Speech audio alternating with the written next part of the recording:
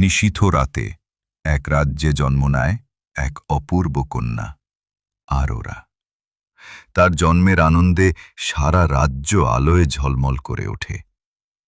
কিন্তু অন্ধকারের এক রানী, ম্যালেফিসেন্ট, অভিশাপ দেয়। ষোড়শ জন্মদিনে একটি সূচ তার ঘুমের রাজ্যে পাঠাবে।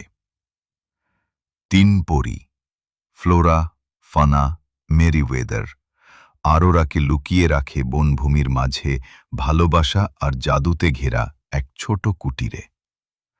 কিন্তু নিয়তি এড়ানো যায় না। অভিশাপ সত্যি হয়, আরোরা ঘুমিয়ে পড়ে।